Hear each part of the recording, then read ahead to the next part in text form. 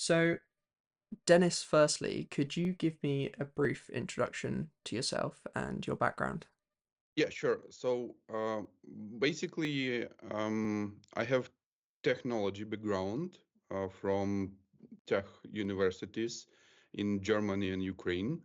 Um, I've worked in very large size enterprises like Shell, L'Oreal, Saint-Gobain, at positions like business intelligence analyst, chief operational officer, and at Oria Software, I conducted a technical role. So basically, I invented and started building a company 6 years ago with our first prototype, which can transfer human questions to structured query language code in order to empower frontline employees with intuitive text interface to any databases uh, to accelerate, clinical decision, business or business decisions process decision making process. I mean, yeah, basically that's our aim and mission to empower non-technical employees with the ability to have data analytics and empower their negotiation, clinical business decisions, and yeah, improve operational excellence and efficiency. Basically, we have a small team of 5 people so far. 3 of them are based in England. One is based in North Carolina, and the another one is based in Kyiv, Ukraine. Um, our main expertise, we are AI, machine learning, and software development company. However, recently we've started a research and development project together with Innovate UK, related to like modification and fine tuning of our value proposition to healthcare industry in within the different use cases. Very interesting, and I guess that leads on quite nicely to Max and your involvement talking about this clinical or this healthcare angle that you've started taking. And thanks, Dennis. That was Uh, a great introduction. yeah, Max, and I'm currently a medical student of the 6th year and studied in Lithuania, but currently based in England, here in the UK. I started my study back in Ukraine, but the war started, and then I moved to Lithuania. Then I had an experience to work with the Charité University in Berlin, the huge hospital there, and some experience in Lithuania and the UK here from the healthcare field. With Denis, working a couple of years, trying to endeavor and provide the beautiful AI machine learning and to improve the healthcare in the UK and worldwide. Yeah, Fantastic. basically, our cooperation started yeah, a couple of years ago with a basically volunteer project, which was focused on online free of charge online healthcare support for Ukrainian refugees who didn't have any ability to get offline healthcare support. Mm. So we created a platform where anyone can book a call with a physician, Oh wow. and we got more than 1,500 physicians who were able to help Ukrainian refugees free of charge. Yeah, and we conducted more than 4,000 of free healthcare hours or free healthcare consultations.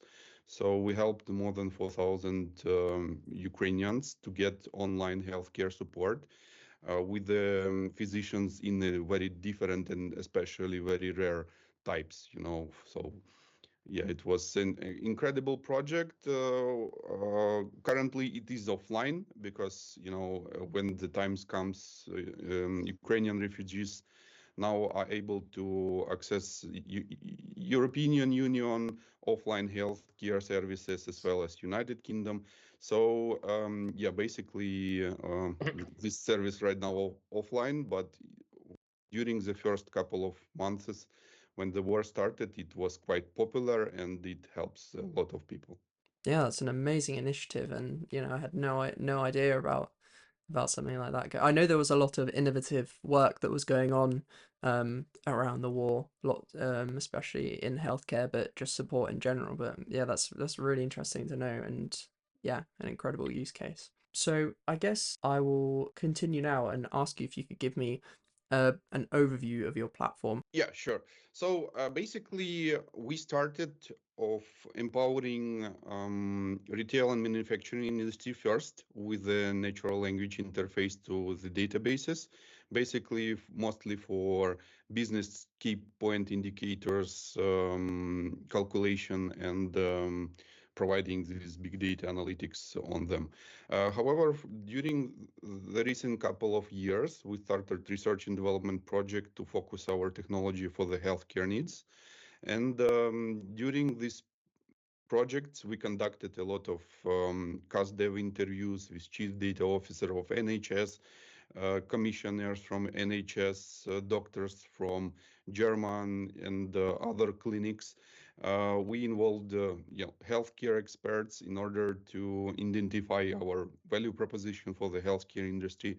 And so far, we have two different use cases.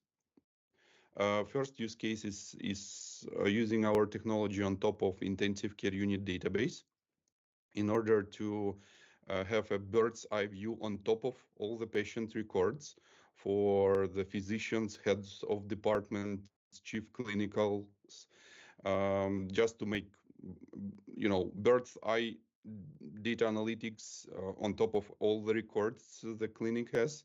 And for the physicians, head of departments, the ability to ask about the most common downstream complications for the patients with different conditions.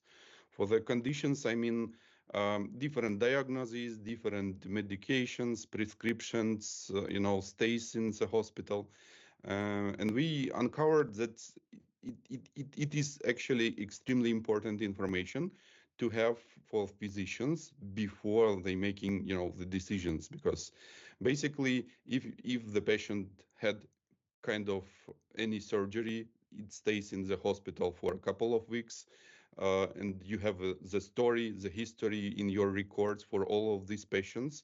So basically, anyone can calculate what is the most common downstream complications for the patients with with surgery, with a specific stay in the hospital, and specific medications and diagnosis.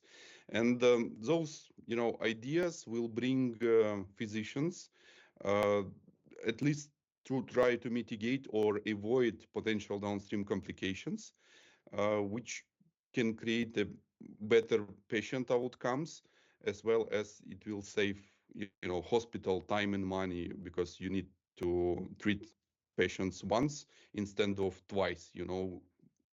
Absolutely. And from a healthcare perspective, so what challenges did you face in integrating your platform into a healthcare system? And because this is to augment uh, the capabilities of clinicians, but it's still operating in a healthcare space. So what challenges did you face in integrating your platform from its previous background and use case into the healthcare setting? Yeah, basically the most common, this is data security for sure. So the patient data security, it's one of the most important part of our discussion when we try to implement our software.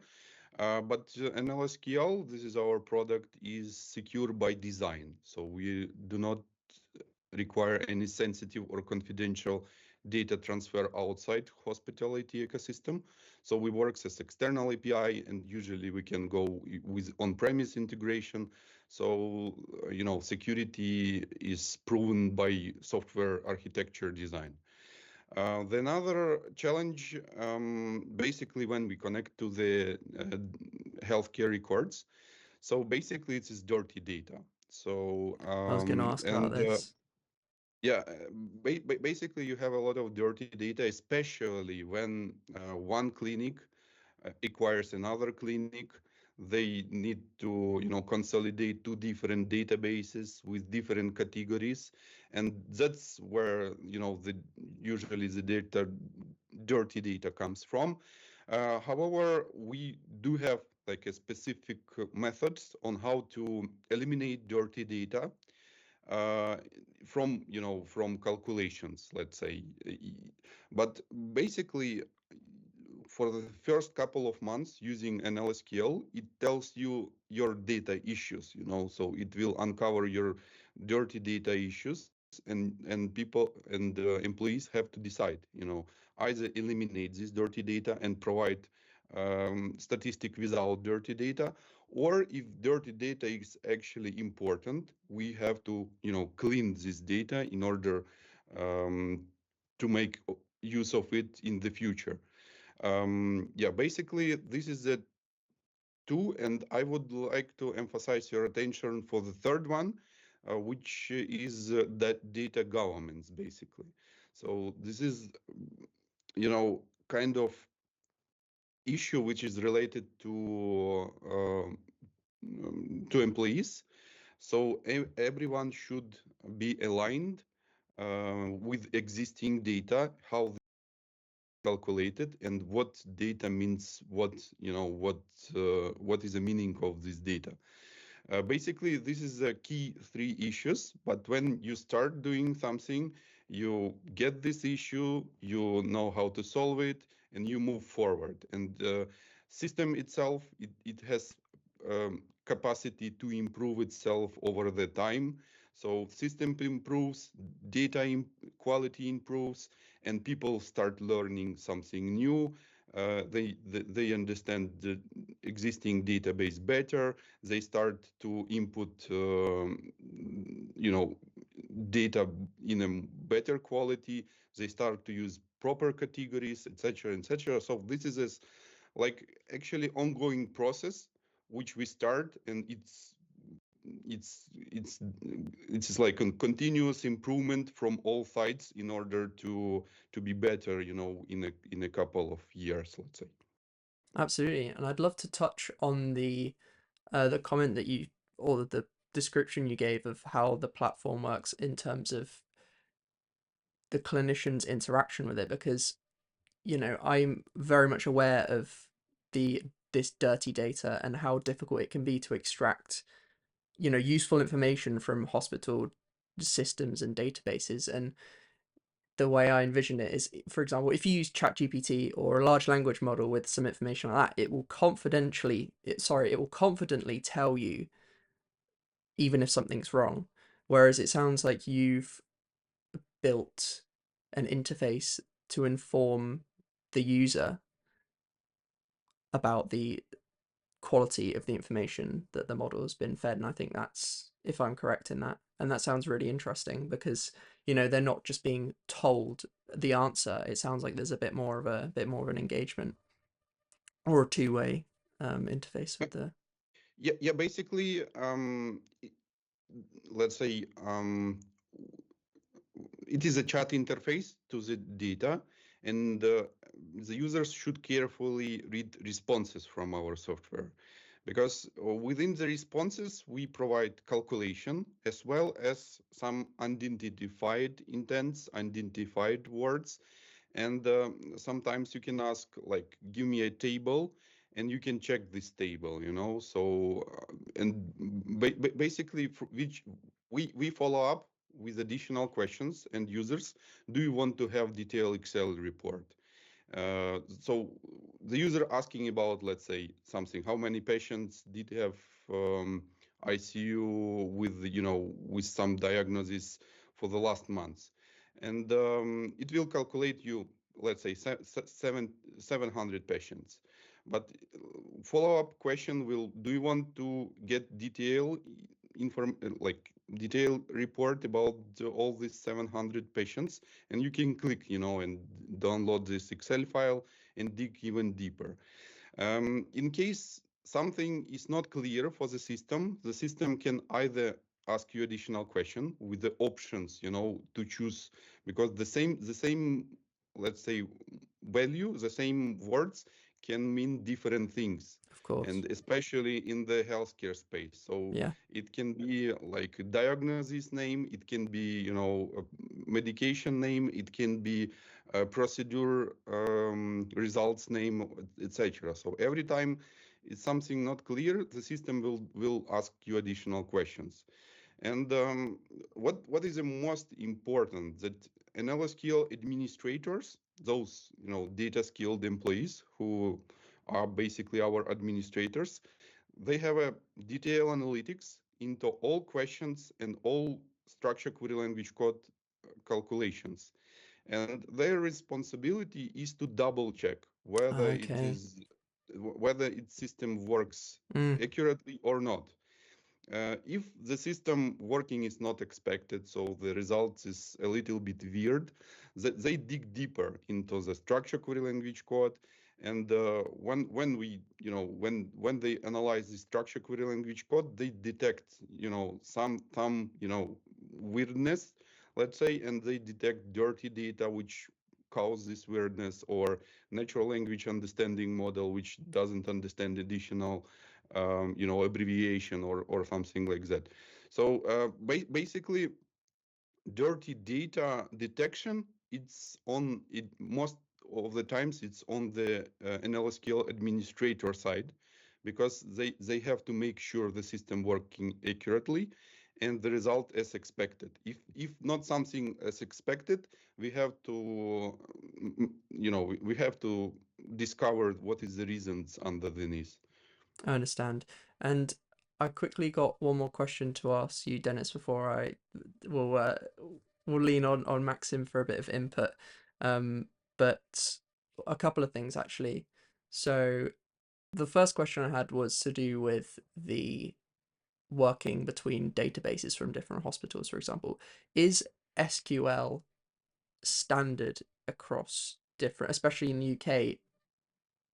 Systems they're not standardized, they're not very interoperable, as you've sort of referred to. So how do you deal with integrating with different systems at a different place? Do you have to go in and manually tailor your system to work with theirs, or do you have a platform that can automatically integrate with that? I'm just interested because it's obviously a challenge with digital healthcare in general.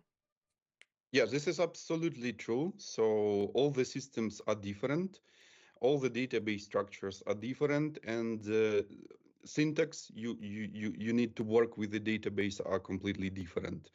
In order, you know, to manage and to solve this problem of connection within the different databases, within the different structure, different terminology, even terminology are different between one hospital and another one. Basically, we've created a self-service platform for NLSQL administrators, where they can, you know, supply database structure emulate their own database structure on our platform, and Mm, select what is a database type. And based on this knowledge of the database structure and database type, we can, you know, we can choose the proper connection to the database and using the proper database structure for the specific customer. So that's how we, you know, manage to connect within the different database systems. You know, at the same time, in order to provide sophisticated overview for the multiple data sources.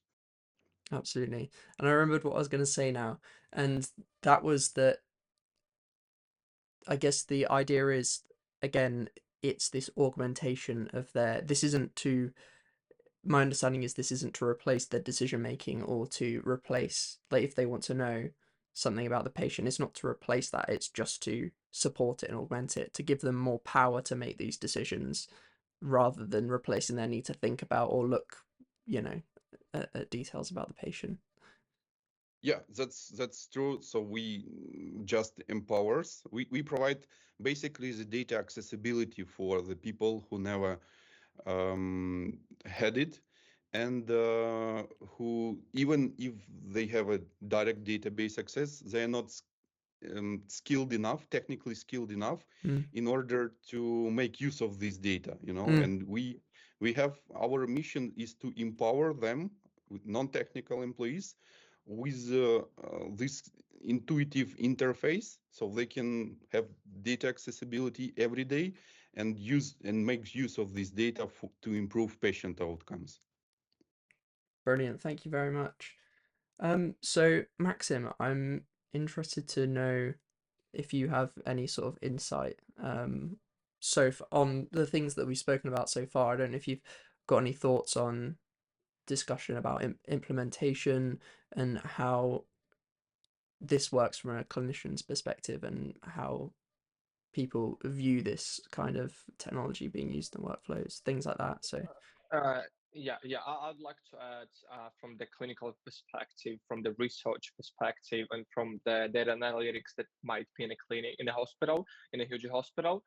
So the thing is that, for example, if we are talking about, let's say, infections, right? Just to give you a brief example, we've got a different type of infections, and one out of like various type, it's nosocomial infections, refers as healthcare infectious. That's an infection that patient got after the admission in hospital.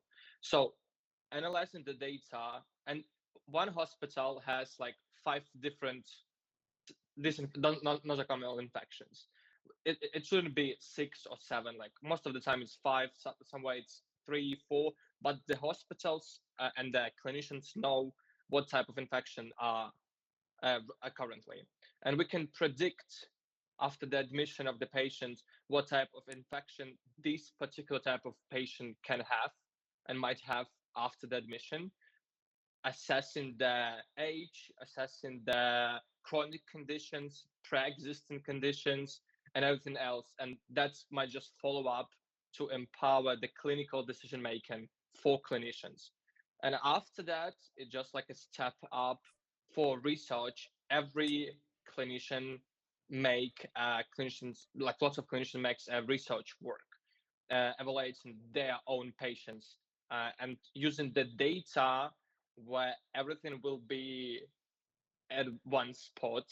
It'll be much easier to gather and to take out all this data afterwards and to assess using AI, using NLSQL and everything. You just want to ask for how many patients do we have with these pre-existing conditions? How many patients were in admission after discharge in ICU or in another department? And the clinician can gather this information and can write down the research much faster than it was before. So it's like 2 huge empowers decision making plus analyzing tools and writing the researches that can be very powerful and important for every clinician, every physicians.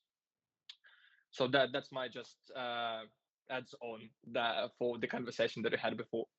yeah, absolutely. Thank you. That's really helpful. And I guess I'm interested to know about the dialogue that you've had with clinicians, Denis. So I don't know if Maxym, you can give some input on this as well, but what sort of dialogue have you had with clinicians about, or the people who are actually going to be using your product? What sort of dialogue have you had with them, and what have they had to say that's changed the way that you've developed your product? Basically, different people has different, let's say, vision. Some of employees of NHS, they told us that it will be quite useful tool for quality commission audit preparations. So it would be a good tool, to do it much faster, much faster for the reporting purposes. Different, from Germans doctors, they do have their vision in terms of usefulness of this system to provide a bird's eye view on top of the data for clinical operational excellence improvements, and for because they don't have this right now. So most of the systems, they just support single patient information quite well, but kind of business intelligence and bird's eye view on top of all data, they lack it. So they are looking to this direction. Other clinics from the United States, let's say, so it is a different healthcare, let's say, market, different healthcare structure. They see this technology to, again, to help them to calculate the time, the schedule for the surgeries. So they have a surgery clinic. They need to book surgeon, reader, and so on. All the stuff in order to conduct the surgery, and they are using NLSQL in order to improve their planning of their surgeries. So based on what data you have and based on the vision you have, how you can improve the specific process, you can customize our technology to fit your needs. And from clinic to clinic, from customer to customer, from person to person, the ideas is different. And we provide self-service tool basically for them to make this happen, to provide this data and to change this business like the business process basically in order to improve it and to gain more financial outcomes from it, basically, especially if we are talking about the United States clinic. They are very, very result oriented, and yeah, they have to know number of, let's say, cases for each of the surgeon, how many delays for each of the surgeon, what is the best readers, what is the worst readers, and they want to make the most efficient as possible the whole of their process. So yeah, basically, the short answer, it's we have too many discussions so far, and the most of the people, they have own vision, and we trying to build the flexible technology which can fit any vision of our customers. Yeah, and I'll add to the flexible technology that there is a saying. I might sound rude, but I'll definitely will be very precise. It's hard to teach old dog new tricks. So sometimes just people can't integrate and can relate with the new technology, and we have to give them the easiest way to learn how to use it, and that's why we have to be very flexible. And that's my adds on to the point of Denis. Yeah. I think that's a really good point as well, because it's it's not just people who are very used to the way that they do things, but some people aren't very technically inclined or interested in technology or using it in their work. So yeah, no, I think it's a really good point to Yeah, address. that's why I think we made it using it like a chat where you can text, because like learning a new databases, it might be very hard and time wise very complicated for the doctors, for the physician, because they don't have lots of time to learn new things outside of the hospital and outside of their work. Mhm. That's why it's a chat when you can just quickly ask whatever you need, and the chat will just straight away gives you an answer. And we thought that's the easiest way to do that. Brilliant. Thanks very much. And I've got one more question for you, Denis, before we maybe move on to a demo.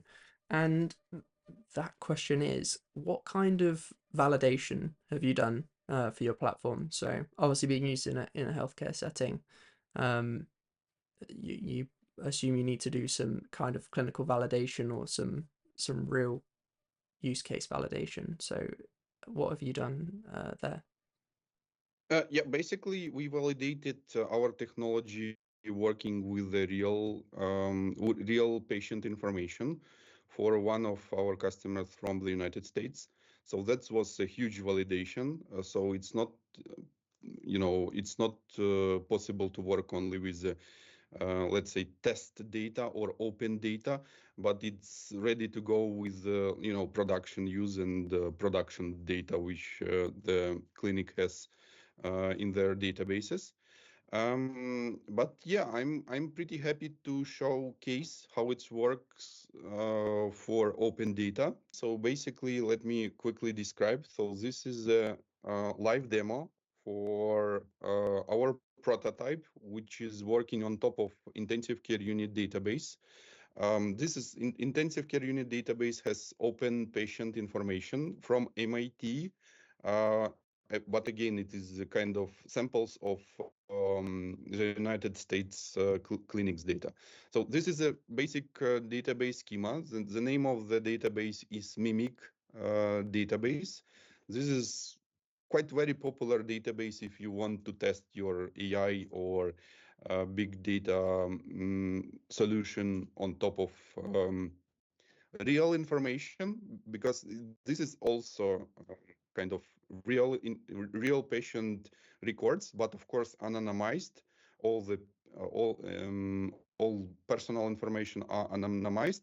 Yeah, but diagnosis results, procedure events, some microbiology events, everything is, let's say, real. So just we lack only the personal information. So yeah, basically I will start to asking some questions. I will start with some general one. So yeah, basically my first question was just to understand what is the data on the backend. So I asked, show me patient stay. For the patient stay, this is intent, which should be predefined, that this is number of days in the hospital, number of days in the hospital.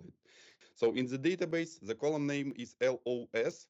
So without additional, customization process, it is, completely impossible, um, to leverage it on the go. So any use case of our software requires some prerequisites, and those prerequisites usually takes 1 or 2 weeks just to figure out how we want this calculate or this calculate. So the subject ID is the number of patients. So this is 10,500 of patients in clinic referral premature. So your question about the dirty data, it's here, so information is not available for 200 patients. So that's, that's the issue. So we have quickly identify the issue that this is a dirty data and we don't know, the location for these 200 patients. For other patients, for it's plus minus the same, but of course there is no, the perfect data. You have to work very hardly to, to make your data, your system perfect. Perfect. Show me. I will go with another question, which will include data visualization, location.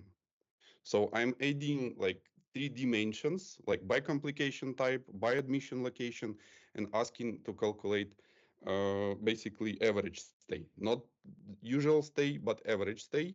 So it should calculate based on the average stay, based on average number of days for each of the patient. Yeah, group by chart. Our software supports data visualization. Yeah, so basic data visualization. So yeah, basically this is a data visualization. This is group chart based on the locations of the patients, and yeah, you can check anything. You can check, this is the average stay in days for each of the patient within the location, and you can zoom in, zoom out. You can delete. You can filter some of them. You can you can take a more closer look. You can let's say zoom in, zoom out. You can select like only emergency room. I guess this is a Yeah, feature. that's actually very useful for research writing that I mentioned before. So just type show me the group charts, and you can use these group charts everywhere you want in every abstract presentation, etc. Yeah, basically this is what we call bird's eye view on top of the data. Mm. But yeah, basically we can go ahead with this is interactive data visualization, so you can generate any data visualization and start digging deeper. But besides the the bird's eye view, we have you can ask very precise questions which could be relevant for the physician's level, let's say, because bird's eye view usually on the head of department level, but the next questions like, so what are the most common 7 downstream complications for average stay at emergency room admit? So I choose only emergency room admit from the previous question, and I want to dig even deeper, so what cause, quite, complications on the level like almost 7 days. So I'm asking a little bit more specific question. When you're starting to ask more specific questions, you usually get more, let's say, additional questions. So this is when the system is not sure enough what I mean with the specific terminology, it asking me additional questions. In that case, I mean only complication. So, and here you can see like from what basically table it goes. So this is, of course, this can be more, let's say, user friendly, but nevertheless, all the users which click this button, which using this system, they know for sure which table will be involved into the calculation, because here you have ICD diagnosis, here you have admissions table.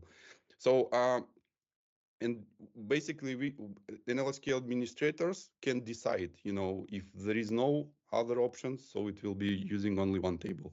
So top 7 downstream complications for the patients in emergency room admit. It is other respiratory complication, vascular complications, and some other complications. I'm not, healthcare experts, so it's making basically a little sense for me. But yeah, Max, can you comment something, you recognize? So how you, as a physician, you can use this data to, to make something better. Yeah, of course. So the interesting fact here that we noticed with the top 7 downstream complication, we don't know why, but the third place is for iatrogenic cerebrovascular infarction and hemorrhages. So it basically refers it caused by any manipulations from doctors or nurses. It isn't the cause of any other infections or just physiological changes. It's iatrogenic. It means like caused by personnel in a hospital. And that's interesting fact. We don't know why in this database, in this ICU, but it's a real data. And using our NLSQL model, we can tell to this ICU unit, like emergency room, that guys, like you have third place, the longest average stay, it's for iatrogenic cerebrovascular infection. Probably you have to adjust something. Take a look on this personnel that are working with the cerebrovascular complications, any manipulation skills. Probably it caused with the devices. It might be as well caused by devices, any old devices or like relatively new, vice versa. They didn't have any previously researches, like if it's useful or not. That's why it's interesting to know, and as well with the iatrogenic pneumothorax, I think third, fourth, seventh place, right? The same cause by personnel and by devices inside of the hospital after the admissions. So it's very useful for head of the departments, for the HQs of the hospital to see and to evaluate the biggest cause of complication and the biggest cause of longest complications inside of the emergency room. Because if we can shorten the average stay in emergency room, we can take more people in emergency room because the bed sites will be available for other people. So you can do the like rotations faster and decrease the length of stay. We can take more people, and actually this is the biggest issue in the NHS right now, that the huge queues and lines at the hospital are caused by just longest stay in emergency department and just waiting list. You're on the waiting list everywhere. So that's the case, and this is our solution for that.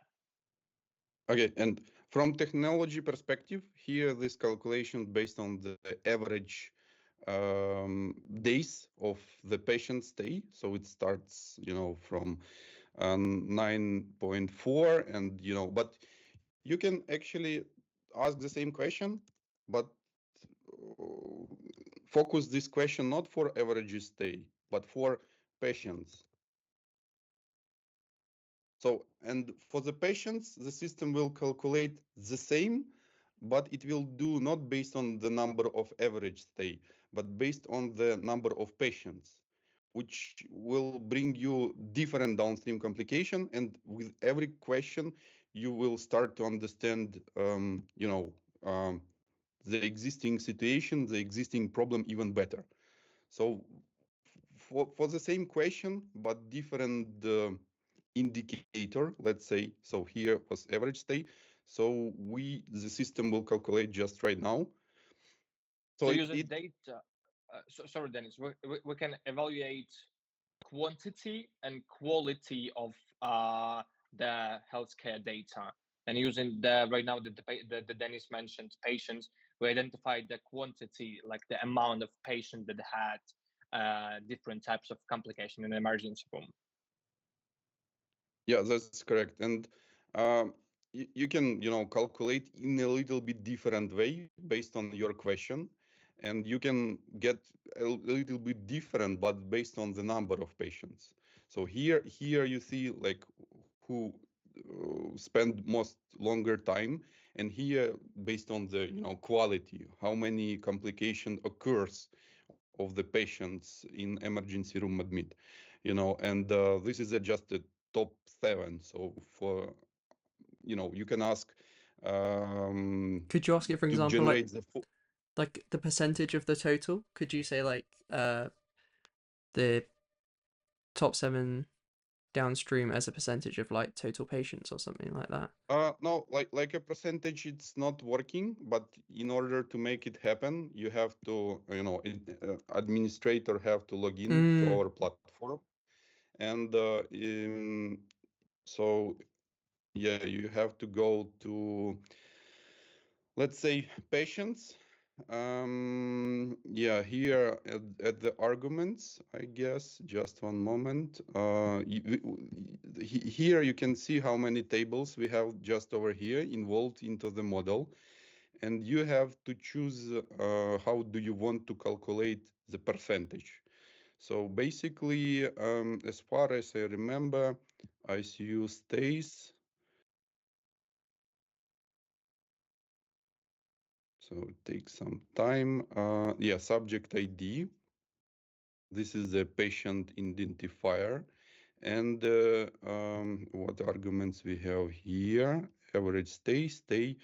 Let's say go to complex argument. And here you can put like percentage, or you can involve column subject ID, total sum. But yeah, let me think how you need to calculate this percentage. You want to okay, you need to take okay, one moment, calculate total sum, or not total sum, number of rows for the patients, and divide it to the subject, but not number of rows, but total sum. Percentage, let's say comp. So we have this calculation right now. So we just adding this argument. This is from, for administrator perspective. And here we can go back to this model. We can copy the same question once again, just to save our time of typing. And we can just percentage complications at the emergency room admit. Let's see how it calculate. But here, you can use any end user intent.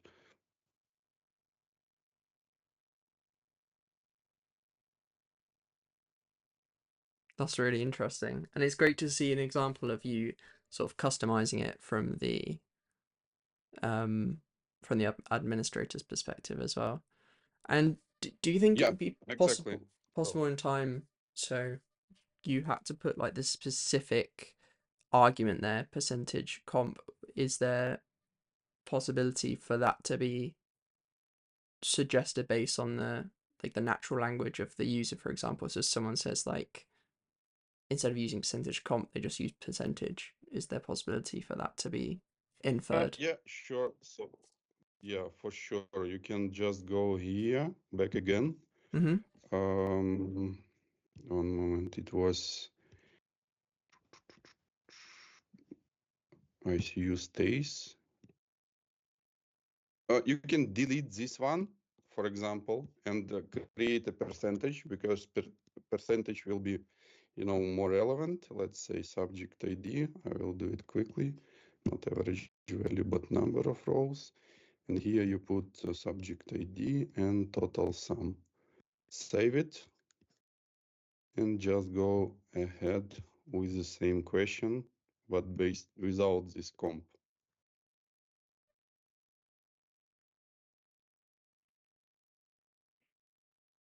Because previously it takes like this comp and making not as expected calculation, because it includes just the calculations based on the values on the back end of the model. But let's see how it will calculate just right now. Yeah, it's just interesting to see to have a play around with it, I guess. But I can really see the value of having something like this, and it's the kind of thing that is surprising that they don't have this kind. Yeah, it's a little bit surprising results. However, yeah, you have all analytics just over here. So, and this is the administrator portal, and here you see like this structure query language code, so you can check how the system is going to calculate it. So this is a structure query language code which was generated, and the user, the administrator, can check it and and understand what's went wrong.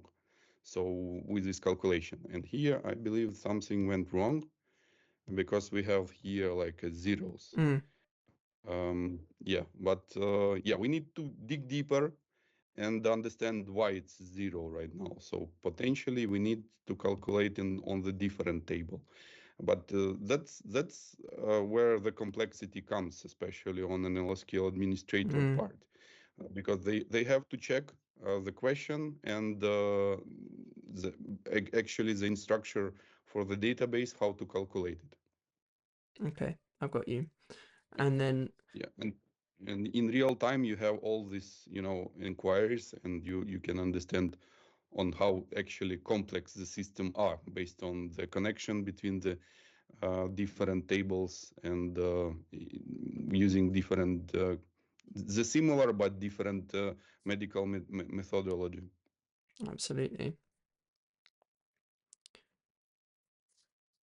That's really interesting. Thank you. And do you have because you spoke about sort of, I guess, is it not possible because you don't have specific patient data? Because you said about sort of a clinician making a query about a patient's, history or something like that. Is that not possible with this data set because it's anonymized?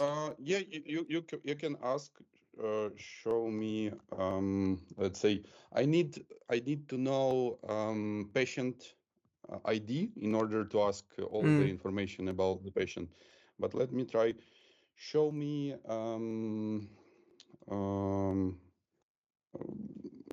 show me patient with kidney.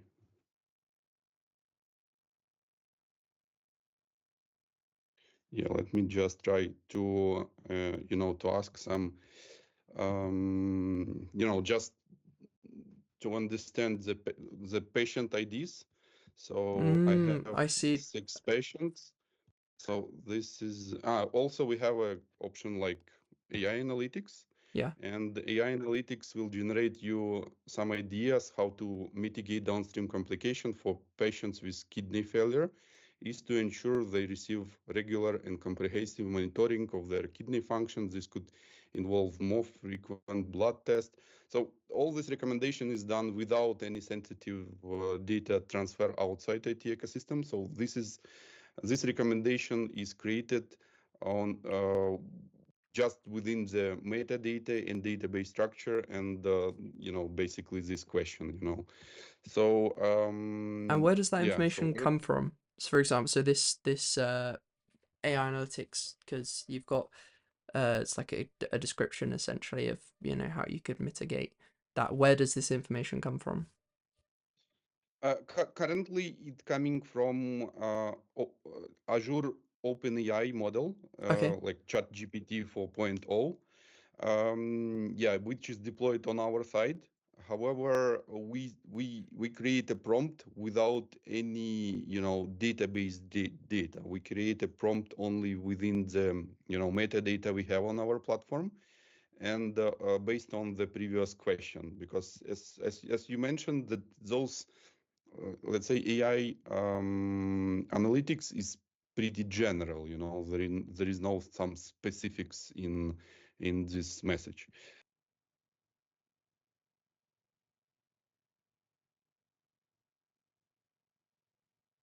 And so for a clinician to use this, for example, do they have like a list of queries that they can ask it? So a list of things that they can and can't ask. Basically, they are not limited with any queries, but they need to have like proper data governance training and with some kind of examples. Usually we create a cheat sheet for what questions it is possible to ask to our platform. And we explain like some basic data governance principles. Or for example, like a patient number is calculated by let's say by the count of subject IDs of the patient, and length of stay is calculated by number of days patients spend in hospital, whatever. So we create, we try not just to provide just the calculations, but a little bit educate the end users about about how the system works, how it's making the calculations. So yeah, basically the patient IDs, but here we have IDs, but in real life it will be like patient names, surnames, patient social security numbers, or something like that. So here let's try report, and if you have, let's say, multiple options, so you will get, let's say, also multiple option table as in report. If there are a lot of rows, it will generate you Excel file, and you can try once again to get some AI analytics on top of previous questions. And yeah, so it is really relevant, some kind of, but it's general, but it is relevant in terms of the question you ask. So more sophisticated question you ask, the more focused those AI predictions, AI recommendations will work for you just over here.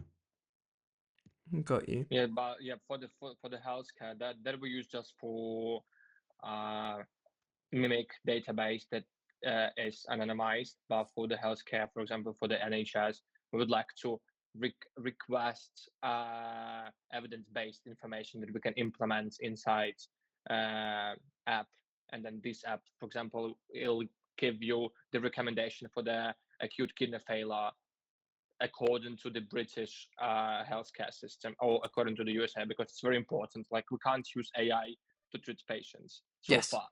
Yeah.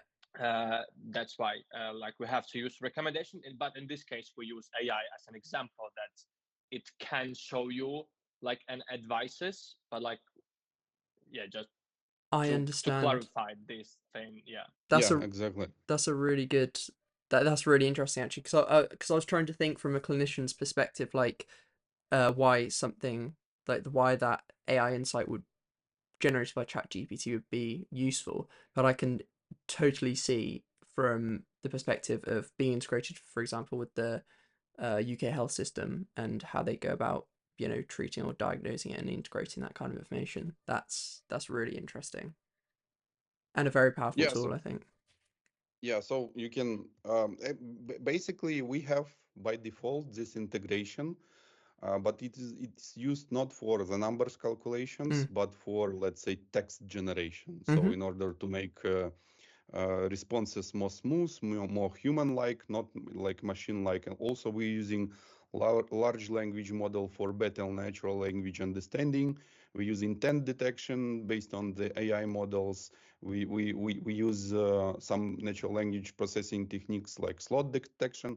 So in terms of technology, we improve our technology with large language model. However, those large language model can generate some analytics with the with the history from your previous questions related to kidney failure in that case. And of course you can ask like, if we will ask like, who is Justin Bieber, Yeah. who is Justin Bieber. So for example, the system will respond you with a boring question, but again, so you have to ask some specific things like stay, average stay, visits, how many visits, Mm. severity, mortality.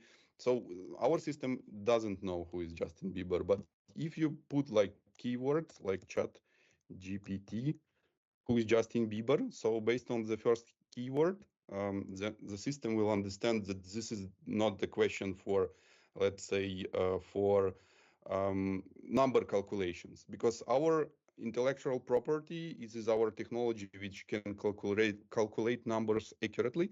But from the chat GPT and large language models, they can generate uh, relevant text based on the context you provide to them. So basically, for this keyword, we have like native integration. So yeah, so Justin Bieber is Canadian singer. Yeah, so you can, but you can ask not about Justin Bieber. So for me, it's what is, I don't know. So I am not healthcare expert, but here you can put like healthcare focused questions. I don't know, something like that. So Yeah, basically, yeah. yeah, and it will understand and give us, let's say, quality commission audit, mitigate and through. Okay, so this is not something very relevant currently, but yeah, so that was my, my try. Yeah. Yeah, so it's a little bit mixing up right now, but all you see just here, this is everything can be completely customized, and with the help of NLSQL administrators who are usually technical experts and data experts, we usually making sure for the first months of usage that everything is working smoothly and accurately. So once we make sure that it's working accurately, we can share it with more users. Brilliant. Thank you very much.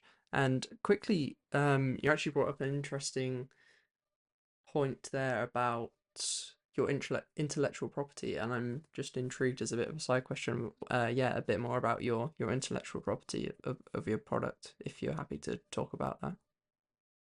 Yeah, basically, I'm not able to disclose everything we did, Of course, of course. but basically, it is a sequence of let's say technology methods on how leveraging all the technology you have, just to make sure every question is understood correctly and represented, and let's say question to structure query language code transformation accurately. For example, let me try to do something very weird here as well. So we did it a lot.